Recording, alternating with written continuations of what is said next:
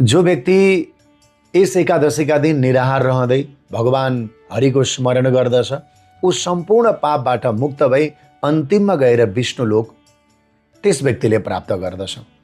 यस कारणले गर्दा यो एकादशीको महत्त्व र महिमा वर्णन गर्दै शास्त्रहरूले भनेका छन्, उपवासम करिष्यामि पुरुषोत्तम वल्लभे तत्प्रियार्थम ऋषिकेश पालयस्व जनार्दन। यो एकादशीको वर्णन गर्दै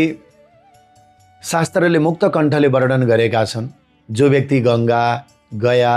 काशी, गण्डकी, पुष्कर आदि गरेका पावन पावन तीर्थहरूमा जो व्यक्ति जान सक्दैन भने पद्मिनी एकादशीको व्रत गर्नाले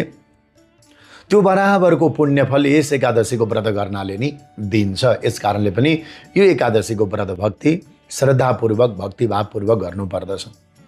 सङ्कल्प लिने, बिहान उठेर स्नान गरेर पद्मिनी एकादशीको नामले स्नान गर्ने, बिहान छिटै उठ्ने, स्नान गरेर शुद्ध वस्त्र धारण गर्ने अनि म आज पद्मिनी एकादशीको व्रत भक्ति गर्नेछु, भगवानको सेवा भाव गर्नेछु, सत्य बोल्नेछु, कसैलाई दुःख दिन्न, कसैको अहित चिताउँदिन भनेर यस प्रकारले गङ्गा, गण्डकी जलहरू मिसिएका जलहरूले स्नान गर्ने, नभए ती तीर्थहरूको जलहरू सम्झेर स्नान गरेर व्रत भक्ति सुरु गरिदिने। विशेष गरेर भगवान विष्णुको शालग्रामको सेवा पूजा गर्ने, दूध पञ्चामृत गङ्गा जलहरूले स्नान गराउने, तुलसी पत्र अर्पण गर्ने, पहेँला फुल पूजले भगवानको पूजा गर्नाले विशेष फल प्राप्त हुन्छ। भगवानलाई धूप दीप नैवेद्यहरू प्रदान गरिदिने,